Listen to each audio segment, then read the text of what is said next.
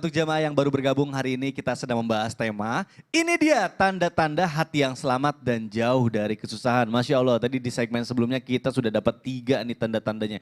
Yang pertama itu adalah rasa gemetar pada tubuh dan rasa tenang pada kulit dan hati ketika kita mendengar Al-Quran. Masya Allah. Yang kedua itu adalah hati yang mampu mendengarkan kebenaran dan tunduk terhadapnya. Dan yang ketiga tadi dijelaskan oleh guru kita Ustadz Ahmad kan yaitu hati yang selalu kembali bertobat kepada Allah. Nah yang keempat kira-kira apa? Siapin catatannya, tapi sebelumnya saya mau ngajakin dulu jamaah untuk nonton dulu tayangan berikut ini. Silakan. Zikir adalah kegiatan ibadah untuk mengingat Allah Azza wa Jalla. Zikir artinya mengingat, memperhatikan, mengenang, mengambil pelajaran, menyebut dengan memuji nama Allah Ta'ala merupakan kewajiban yang diperintahkan dalam Al-Quran. Salah satu adab zikir yang diajarkan ialah bersikap tenang ketika telah diam dalam zikirnya, khusyuk dan menghadirkan hatinya untuk menunggu waridud zikri.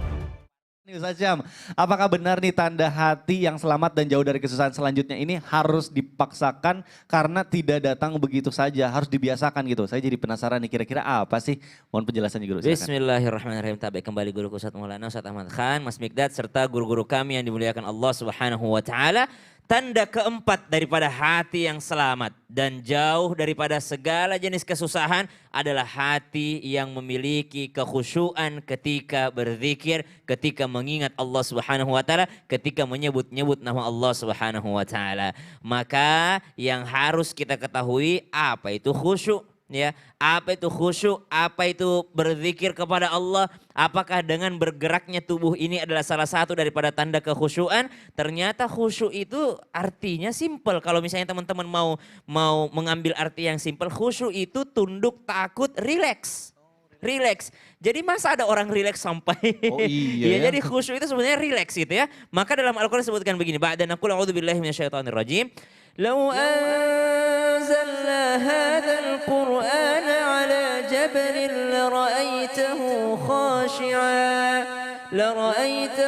khashi'an mutasaddian min khasyatillah wa tilkal amthalu nadribuha lin-nasi la'allahum yatafakkarun. Allah mengambil perumpamaan sebuah gunung yang tunduk khusyuk ya, khasyian, khusyuk yakni rileksnya gunung tersebut. Apa rileksnya gunung ini? Gunung itu seandainya Al-Quran itu turun kepada gunung tersebut, maka gunung ini akan rileks tunduk kepada Allah Subhanahu wa taala. Pernah lihat air terjun atau mata air, Mikdad? Pernah dong. Keluar dari mana? Keluar dari batu gitu ya? Iya keluar dari batu. Air itu bisa keluar daripada batu.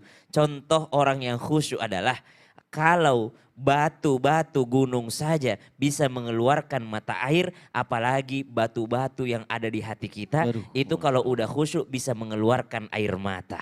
Gunung bisa mengeluarkan air terjun karena khusyuk, hati bisa mengeluarkan air mata karena khusyuk. Jadi bukan karena bergeraknya, bukan karena ekspresinya, tapi ketika air mata ini sudah mulai menetes, bahwa hasanya hatinya itu sudah mulai khusyuk mendekatkan diri kepada Allah Subhanahu wa taala. Tanpa bermaksud menggurui ataupun mengajari atau menyalahkan orang-orang yang bergerak ketika berzikir, karena dikatakan gunung saja bisa bergerak gitu ya, karena mengingat Allah, tapi ternyata ada orang yang cukup tenang tapi dia khusyuk mengingat Allah Subhanahu wa taala. Orang yang salat, jangankan orang bergerak seperti tadi, kan bagaimana orang yang dianggap khusyuk dalam salatnya, yakni tidak boleh berada dalam gerakan 3 yang besar. Jadi kalau sudah ada gerakan besar yang 3 berarti dia membatalkan salatnya. Berarti orang khusyuk itu apakah bergerak atau tidak? Orang salat saja tanda yang khusyuk berarti tidak menambah-nambah gerakan. Maka subhanallah, berzikirlah seadanya, jangan sampai zikir ini membuat kita malah lupa diri. Masa ada orang yang rileks justru malah berdiri lalu mengacaukan. Apalagi saya pernah lihat video tanpa bermaksud menggurui ataupun mengkritisi.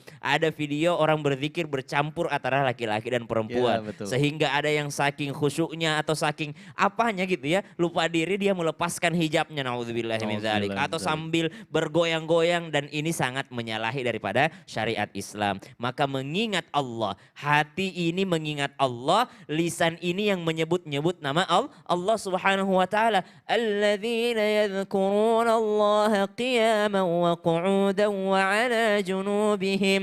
Orang-orang yang mengingat Allah dalam keadaan kondisi apapun, baik dia berdiri ataupun duduk ataupun bahkan sedang berbaring, maka ingatlah Allah dalam sisi manapun, dalam keadaan apapun. Ketika kita berdiri, maksudnya teman-teman lagi berjalan, maka dia mengingat Allah Subhanahu wa taala. Dalam melakukan pekerjaan dia mengingat Allah. Mau memulai dengan bismillah, selesai dia ucapkan alhamdulillah, maka itu mengingat Allah. Dalam keadaan duduk, boleh duduknya yakni di masjid ataupun duduk dalam sekedar main game, dalam sekedar mengerjakan tugas, dalam sekedar duduk sendirian, maka dia mengingat Allah Subhanahu wa taala. Khusyuk itu artinya rileks, bukan artinya berlebih-lebihan dalam gerakan. Wallahu taala alam. Masya Allah. Jadi kalau misalnya khusyuk itu tandanya kita kedalaman hatinya ya, bukan dari barometernya itu bukan dari lebih banyak gerakan gitu ya.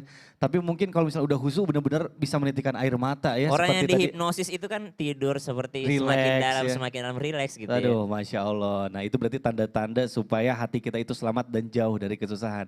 Baik, tadi kita udah dapat 4. Nah kita lanjut nih yang kelima berarti. Ustadz Ahmad kan Afwan nih izin bertanya. Silakan. Nah ini katanya tanda hati yang selamat dan jauh dari kesusahan selanjutnya ini bukan ditentukan oleh usia atau umur, tapi ditentukan berdasarkan kepada pengalaman. Nah ini mohon Masya penjelasannya Allah, guru Ustadz. bagaimana nih, silakan. Bismillahirrahmanirrahim. Apa sih yang menjadikan hati kita itu selamat dan tandanya seperti apa? Dikatakan bahwasanya hati yang selamat, yang jauh dari kesusahan berikutnya adalah hati yang penuh dengan haibah. Apa itu haibah? Hati yang penuh dengan kewibawaan.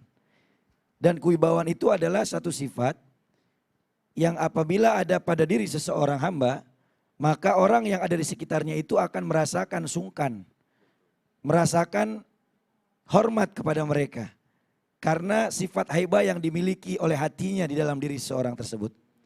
Dikatakan di dalam Al-Quran Allah Subhanahu wa taala berfirman, "Wahfid janahaka limanittaba'aka minal mu'minin." Allah katakan kepada Rasulullah, dan rendahkanlah sayapmu, tawaduklah kamu kepada orang-orang yang beriman kepadamu dari golongan orang-orang mukminin.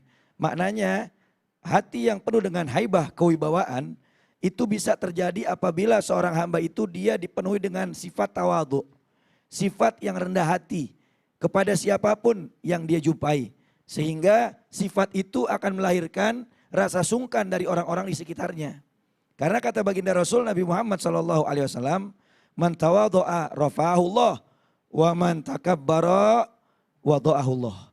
Siapa orang yang dia memiliki sifat tawadhu di dalam hatinya sehingga menyebabkan dia itu merendahkan diri di hadapan orang-orang yang dia jumpai, tidak menyombongkan dirinya, maka niscaya orang itu akan diangkat dan dimuliakan oleh Allah Subhanahu wa taala. Sehingga orang-orang yang berjumpa dengannya itu akan merasakan wibawanya, merasakan haibahnya, sungkan dengannya. Tetapi kata Nabi, orang yang sombong, orang yang membanggakan diri, yang selalu menceritakan kelebihan dirinya, orang yang selalu membanggakan apa yang dia kerjakan, membanggakan apa yang dia capai, membanggakan ibadahnya, menyombongkan apa yang dia miliki, maka orang-orang itu akan direndahkan dan dihinakan oleh Allah Subhanahu wa taala, sehingga tidak ada haibah, kewibawaan di dalam dirinya. Maka kalau kita mau selamat hati kita, mau punya haibah, wibawa di dalam hati kita, maka selalu senantiasa bertawadhu mengikuti junjungan kita baginda Rasul Nabi Muhammad SAW.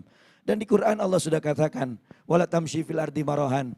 Janganlah kamu berjalan di bumi Allah Subhanahu wa taala dalam keadaan congkak, dalam keadaan sombong. Innaka lan takhriqul arda wa lan tablughul jibala tula. Sesungguhnya kamu gak akan bisa menembus yang namanya gunung dan gak akan bisa lebih tinggi daripada gunungnya Allah. Langitnya Allah Subhanahu wa taala. Kita gak akan bisa ya menembus daripada buminya Allah dan juga melebihi lebih tinggi daripada gunung. Gak bisa kita. Maka jangan jadi orang yang sombong. Karena semua titipan dari Allah Subhanahu wa taala. Dan orang-orang yang congkak, orang-orang yang sombong, mereka tidak akan memiliki hati yang selamat. Kenapa? Karena hatinya dipenuhi dengan penyakit hati yang dibenci oleh Allah Subhanahu wa taala. Bahkan Nabi katakan di dalam hadisnya, kata Rasul sallallahu alaihi wasallam, la yadkhulul jannah man kana fi qalbihi mithqala dzarratin min kibrin. Tidak akan masuk ke dalam sorga seseorang hamba yang di dalam hatinya ada kesombongan walaupun cuman sebutir biji sawi.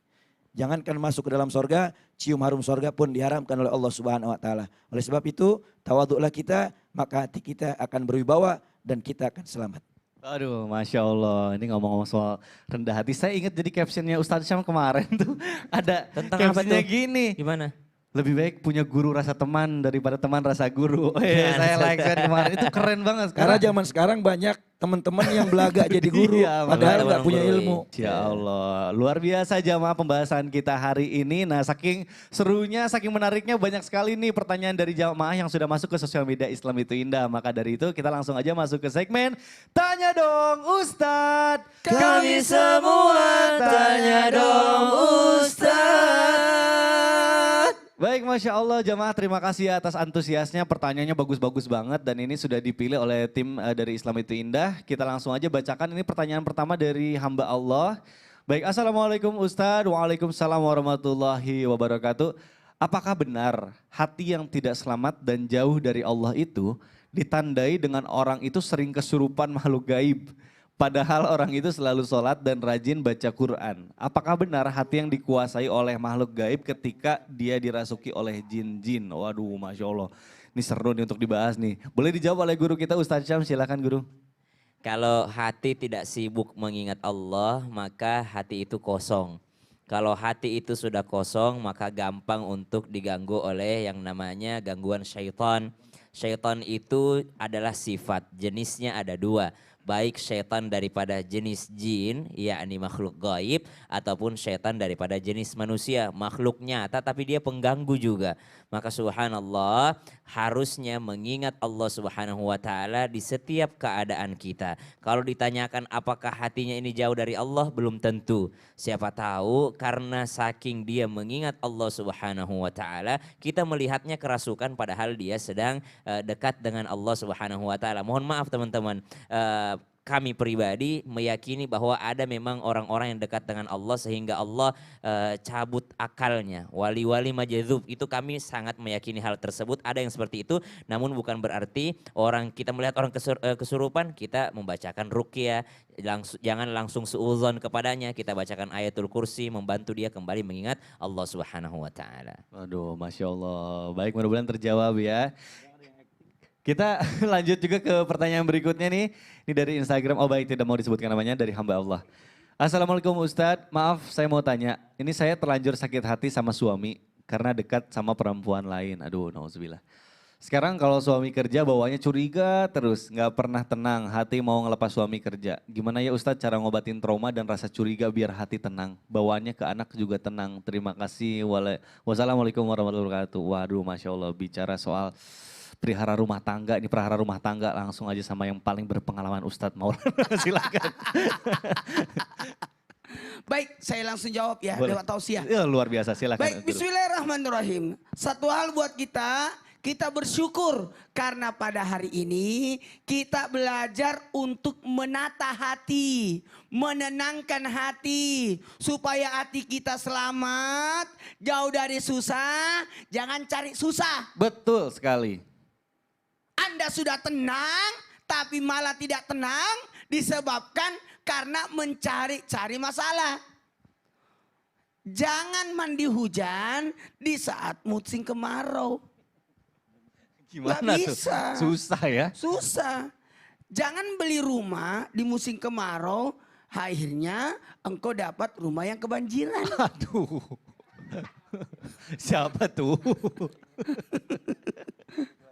Nah, buat kita, tanda hati yang selamat dan jauh dari susah adalah tidak tercemar dari zuuzon. Kenapa Ustadz kok dilap? Takutnya muncul. Oh, baik. Buruk sangka. Apa itu? Bagaimana kita menjauhi dosa?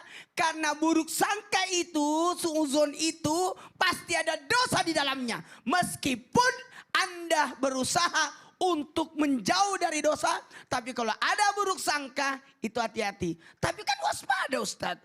Tapi kan kita ini adalah penjagaan. Memangnya Anda itu adalah intelijen. Waduh, intelijen.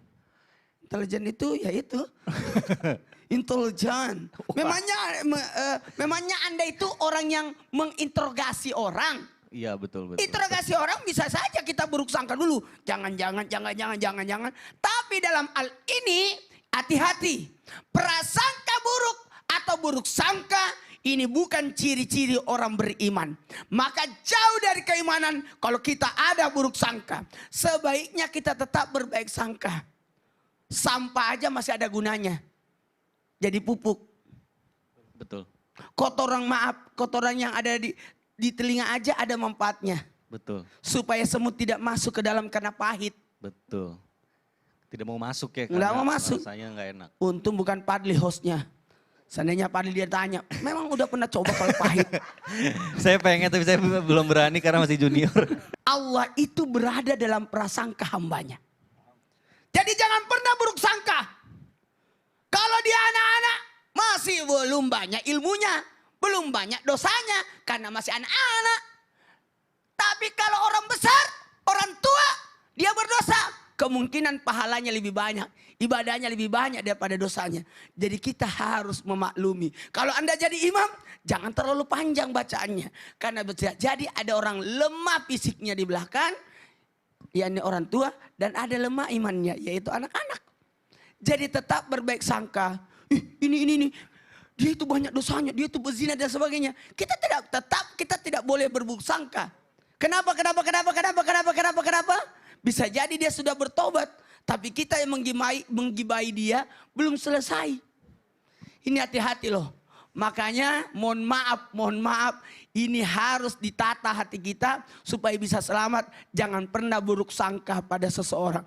Lihat gambar postingan orang, jangan langsung buruk sangka. Telah dulu, makanya itu mohon maaf kepada semua grup-grup yang memasukkan nama saya dalam grupnya. Jangan tersinggung, saya itu tidak pernah komen dalam grup. Karena takut nanti orang yang baca komen saya itu salah paham. Betul. Karena bukan kita bagi ilmu, sombong banget mau bagi-bagi ilmu. Betul. Kita komentar, enak aja, apa maksudnya kok kamu komen begitu? Ya Allah, serba salah kita. Untuk itu orang yang paling selamat yang tidak bermain air supaya tidak basah. Ya betul. Hah? HP-nya? HP-nya jual aja gitu. Jangan juga lah. Sekarang zaman teknologi ya. Cuma aplikasinya cuma itu doang. Baik, Masya Allah, Alhamdulillah nih. Dari tanda-tanda hati yang selamat dan jauh dari kesusahan, kita sudah dapat 6 nih, Masya Allah. Berarti tinggal 1 lagi. Saya jadi penasaran nih, saya mau tanya nih sama Ustadz Maulana nih. Apa sih yang ke-7? What happened? It's about art and Apa tuh? Okay, I will try understand. Okay, Understand, yeah. I will try my best to understand. yeah. Okay. What is that? Gini. Yeah. I bought hairs, safe and this. Oh, it's about heart, safety, and difficult. Itu Oh, maksudnya. Masya Allah. Dia tentang hati, Ya, keamanan, dan kesulitan. Yes, Gitu. understand? Yeah, sure. Oh, yes. Ya. Jadi gini, pemirsa. Salah. Pemirsa. Ladies and gentlemen. Yes. Ladies and gentlemen. Yeah. What had me? Wait a minute. Yes. Do you the answer? Susah banget ini kreatif. Sini. Answer before coming and break. Oh, oke. kalau ini saya ngerti nih. Ngerti nggak apa katanya? Ngerti. Coba dengerin. Answer before Yes. menit. Iya, commercial break. Aduh, kirain mau dijawab pakai bahasa Inggris, saya udah seneng banget. Jamaah juga pasti udah seneng banget. Tapi ternyata tadi kalau ditranslate itu artinya, Ya. jamaah insya Allah akan dijawab setelah yang satu ini. Tetap di Islam itu indah. Jamaah, jamaah. Alhamdulillah. Anda selalu Masya Allah. break.